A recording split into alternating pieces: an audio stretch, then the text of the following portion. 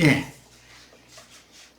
15절로 16절, 17절까지 보겠습니다. 노래를 지어 가로되 부올의 아들, 부올이라는 건 이제 모압 신의 이름이고, 그 오는 이제 불타다라는 뜻인데, 사실은 모압 신은 지옥 사자라는 것을 짐작할 수 있죠. 지옥 불못을 사자라는 거 이렇게 이해할 수 있죠. 아들 발람, 부올의 아들 발람, 이제 백성이 아니고 주님이다 그런 말이에요. 목사들은 뭐 평신도들과 자신들은 성직자로서 주라고 생각하지 자신들이 그 형제 자매들 중 하나라고 생각은 안 하니까 말할 것도 없죠. 이런 거. 하나님 말씀을 듣는 자가 말하며 지극히 높으신 자의 지식을 아는 자, 전능자의 이상을 보는 자, 엎드려서 눈을 뜬 자가 말하기를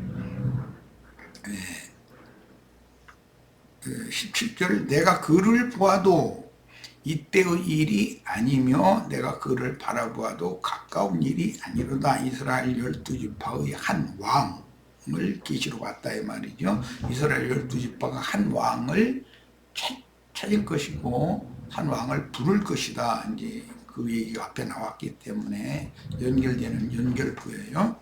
한 별이 이게 이제 그르이라는 게 이스라엘의 한 왕인 한 별이죠. 야곱에게서 나오며 한 주가 이스라엘에게서 일어나서 모압을 이쪽에서 저쪽까지 쳐서 무찌르고 큰 음녀, 큰 성 바빌론을 멸망시킨다 이 말이죠. 또 셋의 자식들을 다 멸하리로다. 여기 이 셋 자손들이라고 그랬는데 모압, 암몬 족속을 전체, 즉 이것은 육적인 신앙을 가지고 있는 하나님의 자녀인지 하지만 육적인 신앙을 가지고 있는 모압 족속을 다 멸한다. 이제 그런 뜻이에요. 본문의 셋의 자손, 또 모든 자손, 지난번 번역에는 그 의역을 해서 여기 소동하는 자식들이라고 그랬죠. 이것은 참 이스라엘을 대적하면서 거역하는 짓을 하는 자들이라는 말인 게 셋의 모든 자손, 이게 여기서는 지금 모압 족속을 염두에 두고는 말이지만 모압 족속뿐 아니라 암몬 자손도 여기 포함이 되는 거예요. 이런 표현에서 한글은 소동하는 이라고만 번역했으나 소동하는 모든 셋 자손이라는 건 모압 족속, 암몬 족속까지를 포함해서 하는 말이다. 그 다음에 발람이 본 그는 장차 오실 메시아에 대한 이상이요. 지금은 사슬로 보는 것이 아니기 때문이에요. 모압 족속들과 모든 이스라엘의 대적자들을 쳐서 파하며 멸하고 전능하신 자로서 자신의 왕국을 세우실 분에 대한 이상을 말한 것입니다. 그러니까 기독교계의 그런 목사들을 통해서도 이런 계시로 깨닫는 어떤 예언을 하게 하실 수가 있는 것이죠. 어떤 부분에서는. 바벨론에 사로잡힌 선지자들 중에 예레미야나 다니엘이나 에스겔이나 예레미야가 아니지 에스겔이나 다니엘이나 이런 선지자들이 있었잖아요. 그들을 통해서 당연히 하나님 말씀을 전하게 하시는 거죠. 기독교계에도 이렇게 사설을 쓰지 않고 계시를 따라서 증거할 수 있는 자들이 있다는 거예요. 발락은 모압 왕이고 이스라엘을 대적하여 일어날 열국 곧 소동하는 자식들은 주님의 왕국이 완성되기까지 각각의 세대마다 이 세상에 나타날 이스라엘의 대적들입니다. 대적들은 곧 마귀 자식들로서 하나님께 구속받은 이스라엘 나라를 강하고 견고하게 세우기 위해서 하나님의 허락하심 아래서 이스라엘을 시련하는 도구로 쓰임받을 열국들인데, 오늘 발람의 시가에서는 모압 족속들을 염두에 두고 이제 셋의 자손들을 멸할 것이다, 이제 그렇게 표현을 했어요. 그러나 그것은 복수형이기 때문에 제일 중요한 건 모압과 암몬 족속까지도 다 여기에 포함이 된다는 거예요. 아브라함의 육적인 관계가 있는, 혈연적인 관계가 있는 믿는 이들이죠. 대적들은 곧 마귀 자식들로서 하나님께 구속받은 이스라엘 나라를 강하고 견고하게 세우기 위해서 하나님께서 그들을 쓰실 수가 있다, 그렇게. 세속교계, 그러니까 거짓 선지자, 악한 목자들, 사단의 사자들, 성경에 나오는 그런 자들도 하나님의 손에서 다 유용하게 쓰시는 중이다라는 걸 알 수가 있어요. 이스라엘의 원수된 구약시대의 열국들은 아람의 아수르, 메소포타미아의 바벨론, 소아시아의 메대와 파사, 메대는 이란을 말하는 거예요. 파사는 페르시아, 이라크를 말하는 거죠. 마케도니아의 헬라, 그 다음에 지중해 서편의 로마 등인데, 이들은 모든 열국은 이스라엘을 징계하는 채찍으로 하나님께서 일으키시고 패하신 이 세상 열방의 대표국들입니다.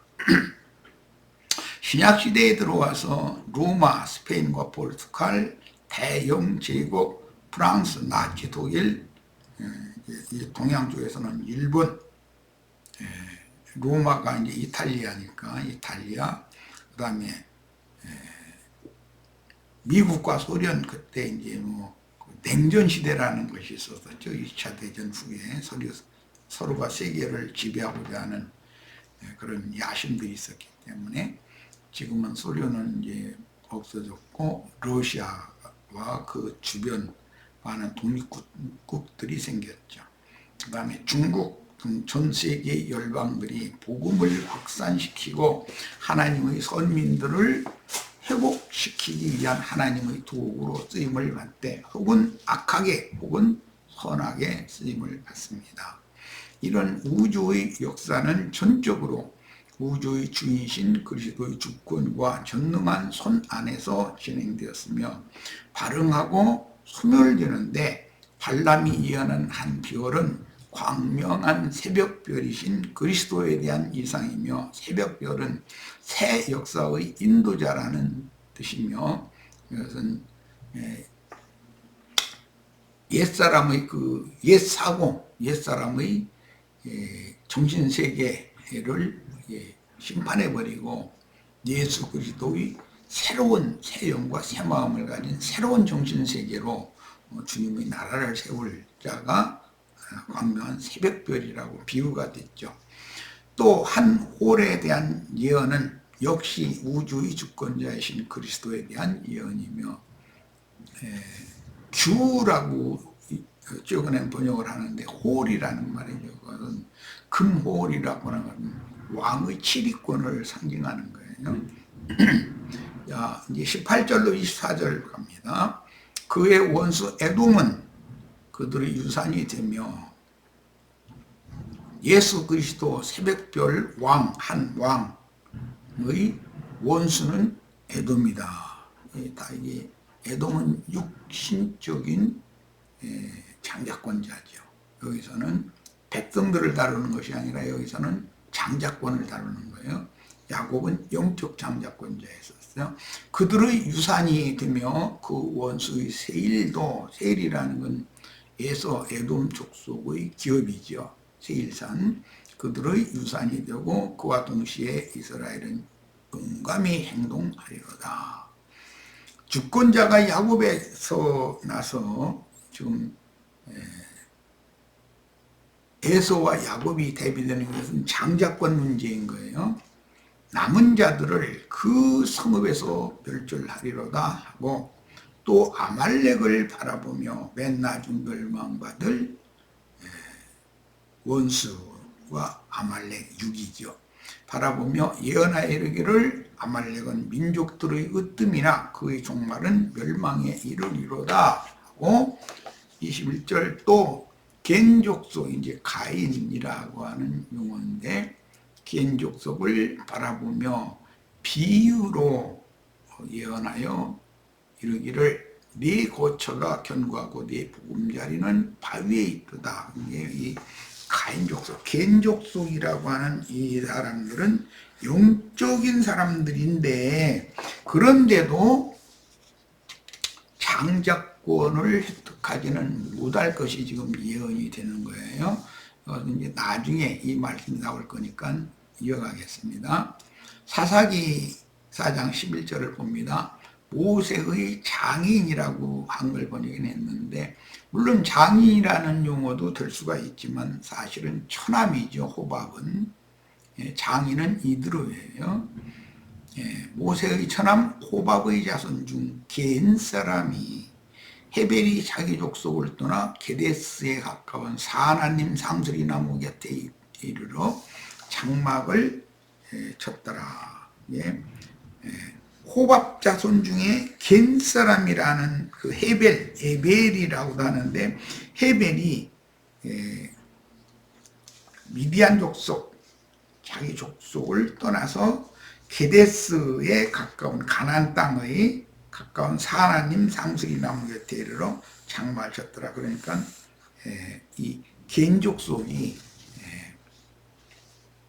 이스라엘과 함께 가나안 땅에 들어가서 이스라엘과 모든 면에서 화합, 연합되는 것을 이제 나중에 역사에서도 알 수가 있죠. 이 족속이 가나안의 문자대로 말하자면 가나안의 겐족속인지 미디안의 겐족속인지 분명한 성경적 근거를 명확하게 제시할 수는 없으나 지금 내가 사사기 4장 11절을 인용한 것과 같이 이것은 미디안 족속 모세의 처남인 호밥의 후손 중에 개인 사람 헤벨이라는 사람이 이스라엘과 함께 가나안 땅에 들어가서 동역을 하게 됐다는 것을 우리가 이제 알 수가 있어요. 그래서 뒤에 연결된 내용으로 보면 모세의 처가가 속한 미디안의 겐족 속으로 추론을 할 수 있는데 겐족 속은 모세의 장인 미디안 제사장인 이드로 함께 하다가 이드로를 떠나서 이드로를 떠났다는 건 이드로의 신을 떠난 거고 이드로 제사장 직분을 떠났다는 것과 같은 거죠. 이스라엘과 함께 가나안 땅에 들어가 정착한 것을 알 수 있습니다. 자, 민수기 24장의 22절, 23절입니다. 그러나 가인이 쇠약하리니 이제 가인 이건 겐 같은 말이에요. 쇠약하리니 나중에는 아수르의 포로가 되리로다 하고 또 예언하여 이르기를 슬프다. 하나님이 이 일을 행하시니 그때 살 자가 누구이랴. 하나님이 이 일을 행한다라는 말은 하나님이 최종 재판장으로서 이스라엘의 이기는 자들, 장자권자들과 육적 장자권자들을 엄격하게 딱 분리하는 일을 하나님이 할 거다라는 말이에요. 24절 기띔 해변에서 이 기띔이라고 한 것은 오늘날 이탈리아를 말하는 거죠. 로마 해변에서 배들이 와서 아수르를 학대하며 에벨, 원문대로 발음을 이렇게 하자면 헤벨이죠. 을 괴롭힐 것이나 그도 멸망하리로다 하고 발람이 일어나 자기 곳으로 돌아가고 발락도 자기 길로 갔더라 그랬는데 그냥 갔느냐가 이제 문제죠. 이건 숙제죠. 성경 이 민수기 24장만 봐서는 그냥 발락이 쫓아내니까 그냥 발락은 그냥 미디안 땅으로 다시 돌아갔는가 보다 이렇게 오해하기가 쉬운데 사실은 그게 아니라는 거예요. 깨를 딱 넣어주고 자기가 받기로 약조한 것을 넉넉하게 받아가지고 사실 이제 돌아간 겁니다.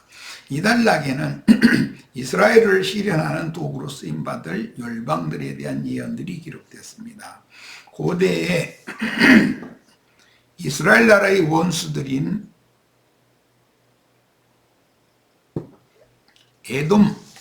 에돔은 육적 장자권을 말하는 장자권제라는 걸 강조하는 거예요.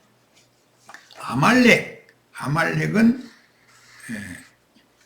혈과 육을 대표하는 거예요. 그 다음에 가인, 겐, 미디안의 후예, 호밥의 후예, 호밥 자손 중 겐 사람이 그랬으니까 겐 족속, 아수르, 기띔 등은 이미 지시한 신구약시대의 모든 세상 나라들 중에 대표가 되는 이스라엘의 원수들에 대한 모형요, 그림자가 되는 열국 열방입니다. 자, 25절 발람이 일어나 자기 곳으로 돌아갔고 발락도 자기 길로 갔더라 그랬습니다. 이 말은 실제 발람이 이 예언을 하고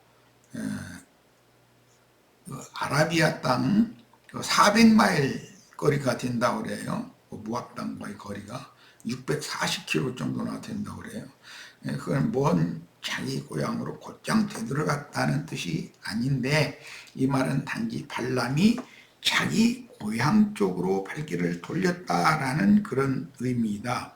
이후 진행되는 상황으로 보면 발람은 예언 직후 자기 고향 메소포타미아로 가지 않았는데, 그는 자기를 모압 왕 발락에게로 인도해 왔던 미디안 장로들과 함께 약속한 재물과 권위를 받기 위해 미디안 땅으로 지금 가는데, 가다가 중간에서 쉬는 거죠. 기다리는 거죠.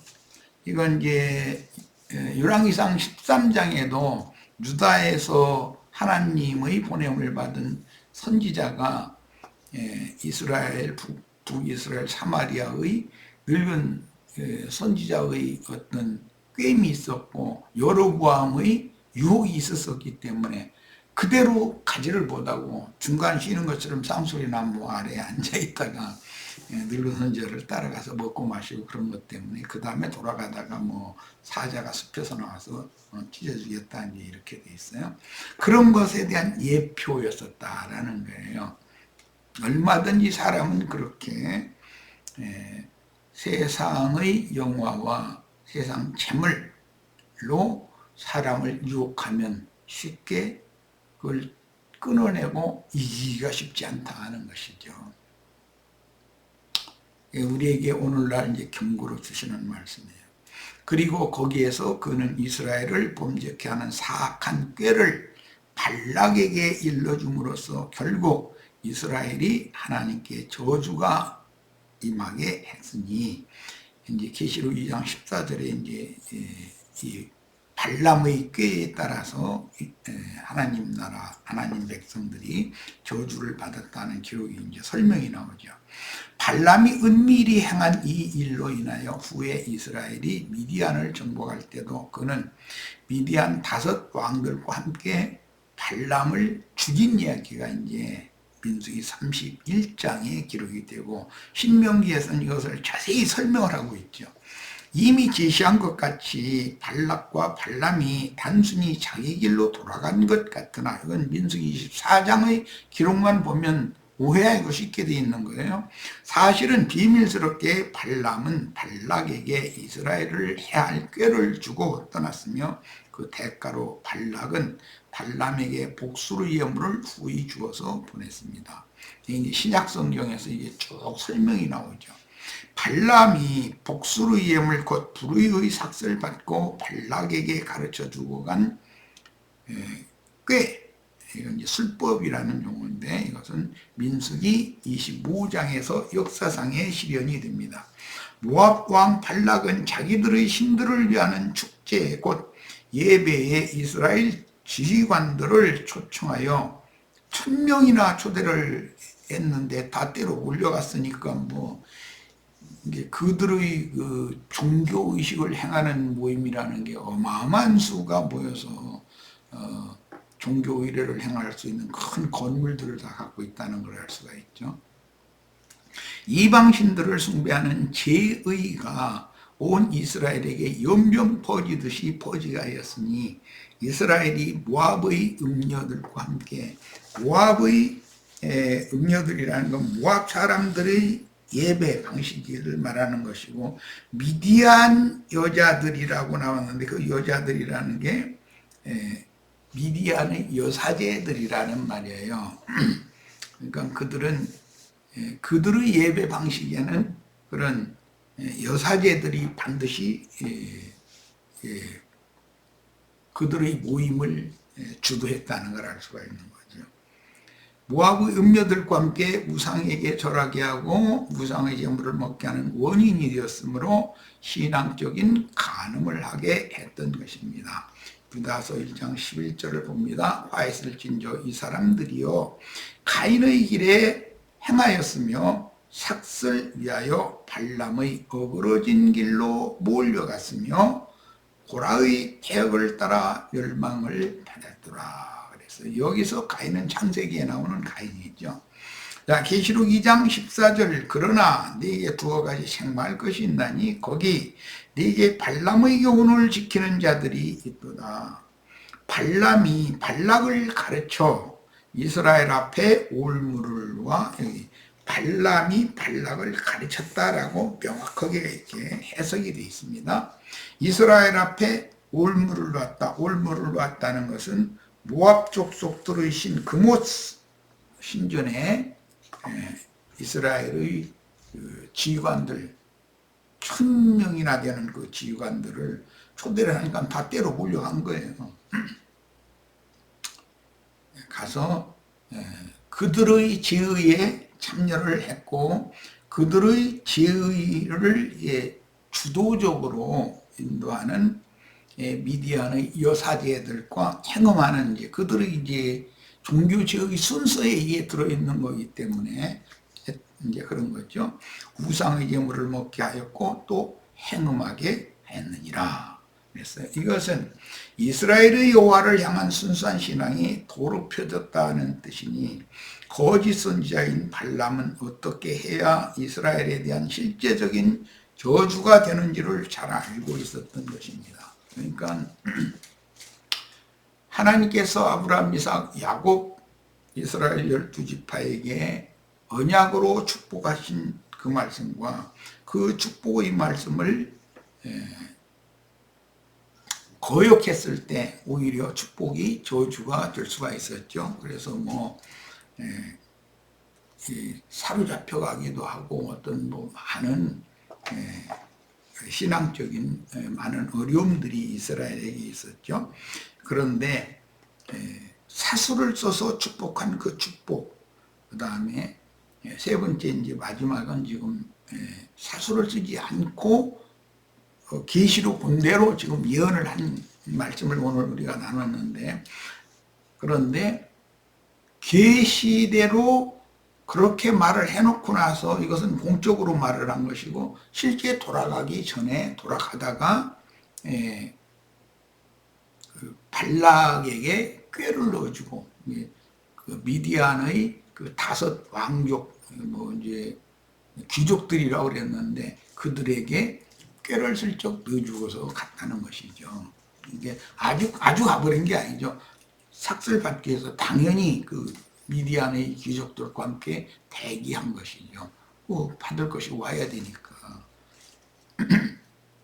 민수기 25장에서 약속의 땅을 상속받을 자들을 가려내기 위해서 마지막으로 가라지 무리 또는 쭉정이 무리를 가려내는 분별을 위한 시험으로 발람의 교훈에 의해 영혼이 더럽혀진 자들, 곧 육체의 욕심에 따라 탐욕을 품고 하나님 말씀을 빙자하여 가난한 신들을 섬기는 자들을 심판하는 내용이 기록이 됩니다.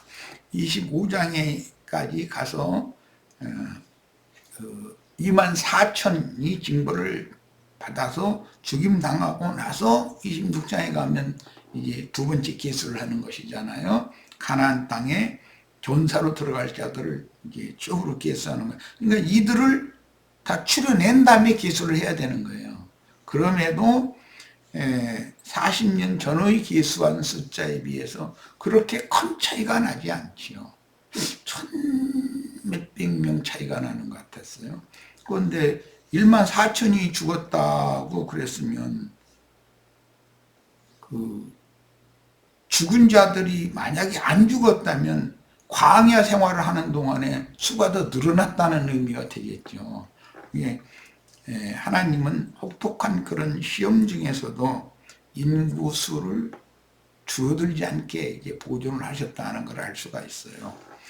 자, 이것은 이제 다음에 더 다룰 겁니다. 민수기 25장의 지점까지 인도받은 이스라엘 족장들과 그 백성들은 약속의 땅 가나안의 문턱에 도달되었으나 마지막 시험에서 홀로 넘어졌습니다. 이런 것 보고 항상 어떤 그 마지막 어떤 계수를 하고 하나님이 그 어떤 자들을 인정하고 그럴 때는 반드시 가라지와 곡식을 그다음에 알곡과 쭉정이를 반드시 분별해내는 일이 있은 다음에 남은 자들만 계수를 한다라는 것에 대해서 깊은 인상을 다 받으시길 바랍니다. 그러니까 처음에 믿다가 뒤로 물러가면 안 되는 것이죠. 믿음을 끝까지 지켜야 되고 이 생을 마칠 때까지 영적 그 믿음의 진보를 이루어야 되는 것이죠. 영생의 약속을 받았으나 끝까지 믿음을 지키고 달려갈 길을 맞춰서 후사의 대열에 들어가지 못한 자들은 가라지와 곡식 이거 나누는 것은 보편적으로 쉽죠. 그런데 알곡과 쭉정이를 나누는 건 이제 모압 땅에서 나는 건 알곡과 쭉정이를 나누는 것을 상징하기 때문에 그런 것은 좀 쉽지가 않아요. 영생의 약속을 받았으나 끝까지 믿음을 지키고 달려갈 길을 맞춰 후사의 대열에 들어가지 못한 자들을 상징하며 오늘을 사는 우리 모든 신앙인에게 나 자신의 신앙을 점검하게 하는 경고의 메시지를 오늘 우리가 말씀을 지금 보고 있는 거예요. 민수기 25장의 주제는 이제 다음 장이죠. 이스라엘의 지휘관들이 하나님의 원수인 발락의 다스림에 속한 모압 여인들과 미디안 족장들에게 속한 미디안 여사제들로 더불어 이방인의 제사에 참여하도록 초대하였고 그 초대에 응한 이스라엘의 그 지휘관들을 태양을 향해서 목매달아 다 죽이고 연병이 퍼져서 1만 4천이 하루에 다 죽임을 당하고 이런 말씀이 25장 내용이고 26장에 가면 이제 남은 자들 중에서 가나안 땅에 쳐들어가서 전쟁을 수행해서 이길 전사들을 계수하는 내용으로 되어 있고 이어지면은 이제 민수기 27장에 가면 슬로보아스의 딸들 얘기가 나오죠. 왜냐하면 가나안 땅에 들어가면 이제 전쟁을 해서 그 땅을 정복하면 기업을 분배를 해줘야 되는데 딸들이면 어떻게 기업을 분배받을 거냐라는 것도 결정이 돼야 되기 때문에 민수기의 순서가 이렇게 흘러가는 거예요. 자, 우상의 재물을 먹고 우상의 절함으로 그 신앙을 정결하게 하여 정절을 지키지 못하고 영적으로 신앙을 더럽히는 음행을 함으로 지금 여기서 그때 당시는 육신적인 그런 이제 제례가 그랬었기 때문에 육신적인 음행이었지만 이것은 세상과 세상에 있는 것들을 하나님과 함께 겸하여 섬기는 것을 가능한다 이렇게 표현하는 것이기 때문에 이해가 있어야 됩니다. 즉 음행하는 여사제들로 말미암아 영혼을 더럽힌 신자들을 어떻게 심판하셨는지를 기록하고 있습니다. 이 여사제들에 관한 말씀은 내가 이제 신약성경의 예를 들어서도 증거할 때 여자 목사 있습니다. 이런 것은 이게 안 되는 거다. 성경에 어떤 여성 신부인 육신적으로 왜 해석하냐 또 이렇게 할까 하는데 그런 여성분들을 교회의 전체를 이렇게 인도하는 인도자로 장로로 세우는 일은 절대로 없다. 장로 중에는 여자가 없어요. 집사 중에는 여자가 있어요. 이런 것도 우리가 진리적으로 잘 알아야 됩니다.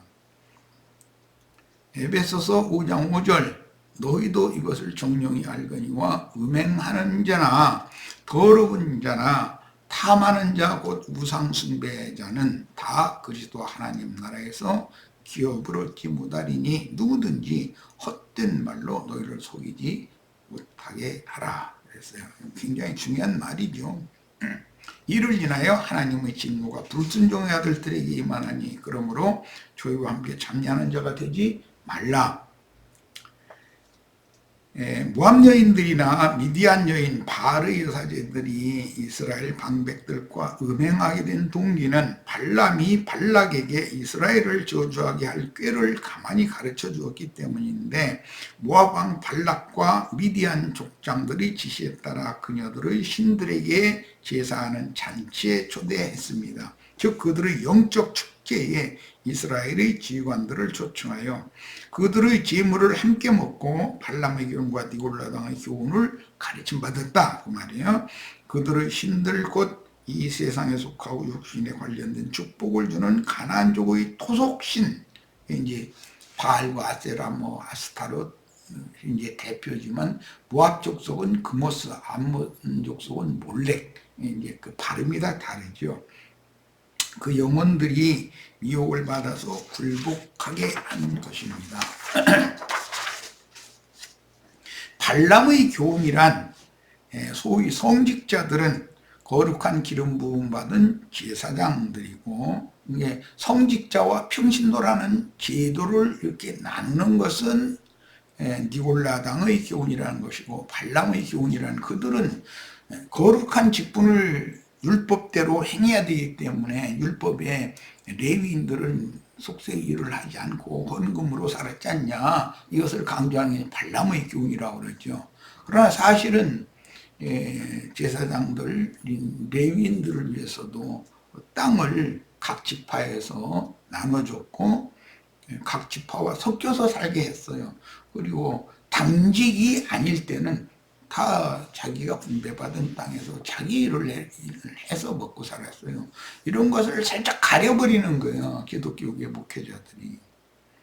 니울라당의 교훈은 성직자들은 거룩한 신의 대리자들이며 그들의 직분은 세상에서 인정하는 성직의 이름인 신부 혹은 목사라는 호칭으로 불려야 한다. 그걸 주장하죠.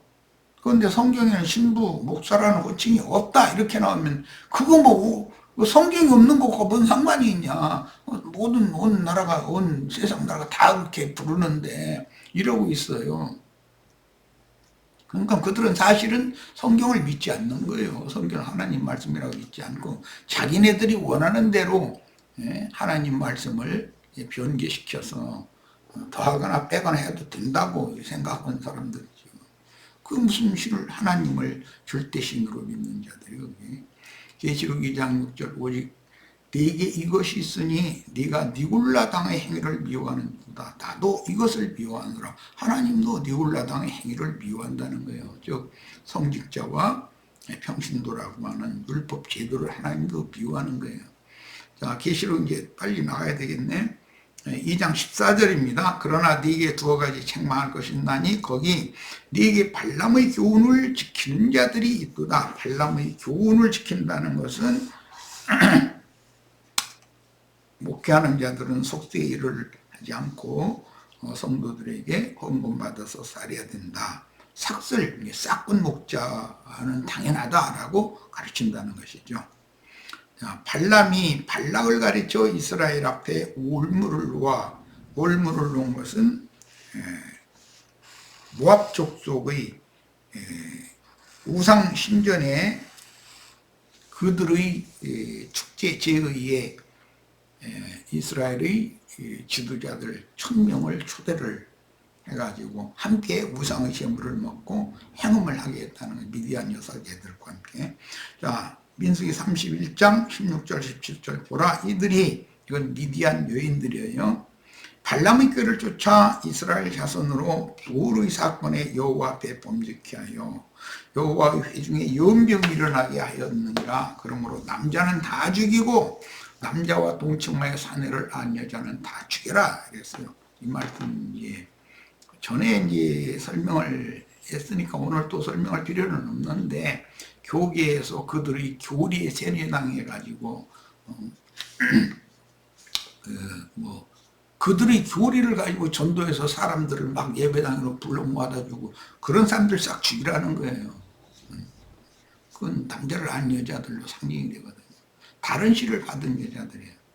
그러나 남자를 모르는 여자들도 그 무리 중에 있을 수가 있으니까 그들은 살려두고 이스라엘의 이제 종을 삼을 수 있게 되어 있죠. 민수기 13장 21절로 22절. 민수기라는 여호수아. 평지 성읍과 헤스본에 도읍한 아모리 사람 시온의 온 나라라. 이제 모세가 시온을 그 땅에 거하는 시온의 방백 곧 모세의 장인 족속인 또 발람과 한 민족이죠. 미디안 귀족의 에위, 레김, 술, 풀, 레바, 이 5사람이 이제 대표인데, 이건 이제 왕이라고 번역을 했지만 귀족들이라는 거예요. 부르의 아들 그들을 죽일 때 부르의 아들 발람도 죽였다 그랬어요. 미디안 귀족들은 가나안 족속 중 아모리 왕 시온의 방백들이었고 모세의 장인 이드로가 사제인 미디안의 왕족들이었습니다. 이들은 뭐 이제 5대 교단 뭐 이런 얘기들이 이제 참 기독교계는 많이 있는데, 이들은 육체로 하나님을 섬기되 여호와 이름으로 실제는 바알부를 섬기는 자들이요 주님의 종들이라 자처하면서 사실은 자칭 선지자 음녀 이세벨의 상에서 먹는 바알과 아세라의 선지자들로 예표된 마귀의 사자들입니다. 계시록 2장 20절 봅니다. 그러나 내게 책망할 일이 있노라. 자칭 선지자라 하는 여자 이세벨을 네가 용납하니 그가 내 종들을 가르쳐 꾀어 행음하게 하고 우상의 제물을 먹게 하는다. 이건 창세기에서 뱀과 앱을 맞춰서 금령이나 실과를 먼저 따먹은 여자가 그 남편에게도 주매 그도 먹은지라 라고 한 말씀이 이렇게 계시록에까지 계속 암암리에게 이제 비밀로 이런 일이 있는 거죠. 그래서 성경에서는 여자가 주님의 교회를 전체를 인도하는 일은 절대 하지 못하도록 이렇게 엄히 금했고, 그러나 개인적으로 사람을 데려다가 바른 진리를 가르치고 하는 그런 것은 얼마든지 할 수가 있는 거예요. 민수기 25장에서 이스라엘 방백들 곧 족장들을 꾀어 우상의 제물을 먹게 하고 행음하게 한 미디안의 여사제들은 마귀가 실제적으로 나타난 미디안 방백들의 영적인 아내들이요 바알과 아세라 신의 하수인들입니다. 그들의 신을 경배하는 잔치에 초청되어 담력에 따라 육체 욕심을 이루기를 원하는 마음으로 가나안 신들에게 경배하는 것은 우상의 제물을 먹고, 가나안 신들이라는 뭐 태양신과 달신이 이제 그 바알과 아세라로 대표됩니다. 영적인 행음을 하는 것이니 그들의 제례, 로마교의 그 미사, 개신교계의 소위 예배라고 하는 그런 형식적인 이런 것들이 하나님이 보시기에는 이것은 전부 간음하는 짓들이라는 거예요. 신자들에게 짐승의 표를 나눠주는 세상교계의 조직신학 교리를 이수하고 악한 교리를 퍼뜨리는 것은 연병이 퍼지게 하는 마귀의 사자인 가라지들로 쓰임을 받는데, 그런데 그 가라지들이라는 게 이제 마귀의 사자들인데 그들은 다 미디안의 여사제들과 행음한 자들이라는 거예요. 이제 이런 걸 비유죠. 계시록에서는 큰 음녀의 7머리 땅의 왕족들, 그들이 전부 짐승의 몸을 세우는 자들이라고 이제 설명이 되어 있어요. 자, 계시록 14장 4절 5절. 이 사람들은 여자로 더불어 더럽히지 아니하고, 이게 이제 이기는 자들이에요. 이 사람들이 장자권자들이죠. 정절이 있는 자라 어린 양이 어디로 인도하든지 따라가는 자며 사람 가운데에서 구속을 받아 처음 익은 열매로 하나님과 어린 양에게 속한 자들이니 그 입에 거짓말이 없고 흠이 없는 자들이더라. 이 말씀은 끝까지 믿음의 정절을 지키고 약속하신 기업을 상속받은 후사들, 곧 알곡으로 추수된 이기는 자들에 대한 최종 결론 말씀인데, 발람의 교훈과 니골라당의 교훈을 이기는 것이 여자, 모함 여자들이나 미디안의 여사제들로 인하여 그 영혼이 더럽힘을 받지 않고 영적 정조를 지키는 신앙인들이다라는 뜻이에요. 그러므로 오늘날 기독교계에서 가르치는 발람의 교훈과 니골라당의 교훈은 이스라엘을 미혹하고 넘어뜨리기 위해서 쳐놓은 마귀의 올무임을 밝히 깨달아야 합니다. 예수님께서 복음서에서 거짓 선지자들에서 대해서 예언하실 때 모든 넘어지게 하는 것들과 불법을 행하는 자들을 내가 거두어내어 그들을 꺼지지 않는 풀무에 던져놓을 거다라고 예언하셨어요. 누구에게 한 말씀인지를 잘 생각해 보셔야 되겠어요. 발람과 니골라당의 가르침을 받아 바알볼에게 부속된 기독교인들과 함께 예배에 참석하여 그들의 가르침을 받아들이므로 이 세상 신들에게 복종할 때는 멸망받게 된다는 것을 밝히 봐야 합니다. 자, 자료가 너무 많아서 좀 빨리빨리 했지만 충분히 우리 시청자들은 흐름을 따라서 이해를 했을 것으로 믿습니다. 자, 오늘 집회 모두 마칩니다. 자, 마칩니다.